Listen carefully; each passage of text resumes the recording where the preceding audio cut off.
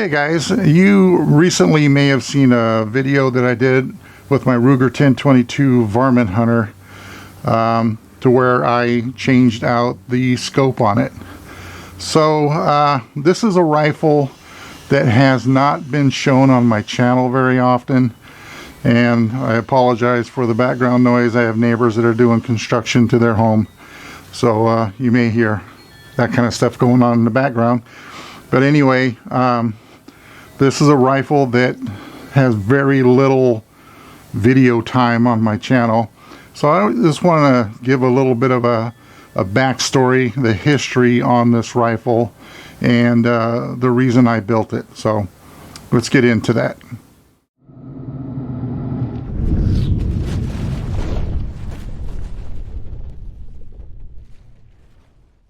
So before we get into this, the rifle is unloaded, no magazine, nothing in the chamber. So back in 2014, I purchased a bone stock Ruger 1022 carbine, no bells and whistles. It had your typical 18.5-inch barrel, synthetic stock, and nothing else. Everything was factory on it. So I had that. Like I said, purchased it in 2014, and fast forward to 2017, I went on my very first varmint hunting trip. My buddy Gary and I, God rest his soul, he passed away last year, but him and I went to, I forget the area, the place we went to, but it was in Oregon, to a farming community. And they are overrun with a varmint called a sage rat. These sage rats are very devastating to the crops out there. They're actually in the squirrel family, but they're not your bushy-tailed squirrels that you see running around in trees. These live underground like a gopher. As a matter of fact, they're pretty much no bigger than a gopher. They're maybe, I mean, their body for a full-grown one is maybe 7 inches long. They're not very big critters, but they live in the ground just like a gopher, and they just tear up the crops out there. So we hooked up with a company.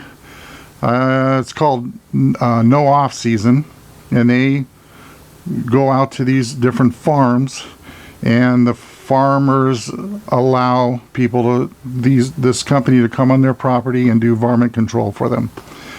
And so that's what we did. And the rifle that I took with me was a bolt action 17 HMR. And I'll tell you what, if you've never hunted these things, it's fun. It's a fun experience. But like I said, I had a bolt action 17 HMR, and it was getting a little frustrating, because if you didn't hit the varmint on the first shot, you know, you had to cycle the bolt, get back on target, and take another round, or another shot, I should say. So I was watching some of the other hunters that were with us, because there was a group of 7 or 8 of us, and the guys that were shooting semi-auto 22s were picking them off very easily, to where me and I think there was one other guy that had a bolt action.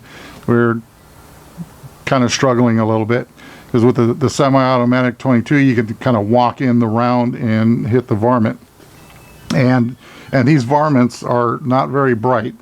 I mean, you can shoot at them and miss them and just be a 1/4 inch away from their foot or whatnot, and they won't even move. It doesn't frighten them. I mean, they just sit there looking around, you know, what's going on, kind of a thing. And so it was easy to take another shot and hit them. But with the 22, it was faster and easier to, you know, walk in the round and eliminate the varmint. So after that varmint hunting trip was over, I came home, pulled out the bone stock 1022 out of the safe, started doing some research on different parts and components, and proceeded to build what you see here. So what I have is a Ruger 1022 that I've converted. It has a Magpul Hunter X22 stock on it. It has a White Mountain 20-inch, White Mountain bull barrel, fluted bull barrel. The trigger group is just your Ruger BX trigger group, and I believe the trigger pull on this is around the 2.5 pound mark. I'm considering getting a spring kit to bring that down a little bit more.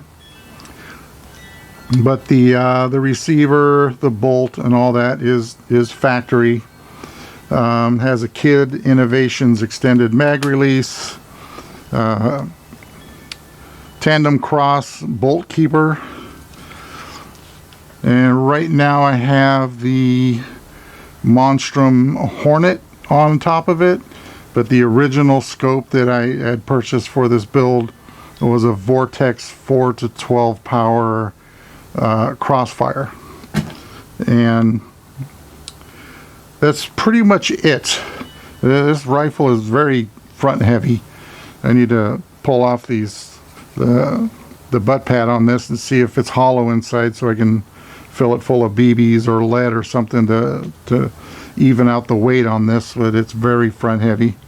Right now this thing weighs probably 6 pounds roughly. So anyway, I built this rifle, took it to the range to sight it in, and what I used to sight it in, most of you have probably never heard of this ammo. It's made by CCI, and it's a lead-free ammo, and I believe, oh man, it's been so long, I believe it's called Copper 22, and what it is, the projectile on it is a combination of polymer and copper, because in the state of California where I live, we have to use lead-free ammo to hunt. Even if it's varmint, it's got to be lead-free ammo, you know, environmentalist and all that nonsense. But so anyway, I sighted in the rifle, and I probably put a 50-round box of ammo through this barrel. So put the gun away. Now, my friend and I were planning on going on another varmint hunting trip the following year, which would have been 2018. Well, this thing sat in the safe for 3 years, unfired, you know, other than the first box of ammo I put through it. So come 2020, we finally scheduled another varmint hunting trip, and we went to Northern California, and went to a ranch out there. Unfortunately, my hunting buddy Gary, he forgot the keys to his gun case. So in the state of California, to any transporting of firearms, they're required to be either inside of a locked case or have one of those cable locks put through the action. Well, he left the keys to his gun case back at the hotel room, and we were probably 35-40 minutes away from the hotel room, and I told him, just go get your keys, come back, and we'll spend the day out here. And Gary's he was kind of an odd person, and he gave me a slew of excuses why he didn't want to do that. So basically, because he forgot his keys, cut our day short. So him and I shared my rifle and put maybe another 50-round box of ammo through this rifle. Brought it home, cleaned it, put it away, sat in the safe for another 3-4 years. I think I got it out of the safe last year and decided to take it to the range and put some ammo through it. And I put probably about 100 rounds of regular leaded ammo through it. So this barrel has at the most 200 rounds to put through it. So this barrel isn't even seasoned yet. So I'm going to be doing a series of videos with this rifle. I'm not going to film everything, you know, the seasoning process and all that stuff, but I do plan on taking it to the range in the next couple of days to sight in the optic, and I'm taking a variety of your basic everyday budget priced ammo and seeing if any of them group decently with this rifle the way it's set up. So so hang tight with me, if you will. I know there was a person or two that mentioned something about me spending so much time shooting the Springfield 2020 boomstick. So I'm going to be spending a lot of time with this rifle for a while. Then boomstick, I'll get out the Ruger precision rimfire, because I need to do some stuff with that as well. But for now, you're going to be spending time with this guy, seeing, you know, just seasoning it and seeing what works in it, what shoots well in it. So sorry about the long video, guys, for you that hung around to the end. But I do appreciate you guys that actually watch the videos and not click on the video, leave a generic comment, and move on. So that's all I got for you today. Stay tuned for videos coming up on this rifle. Thanks for watching, and we'll talk to you later.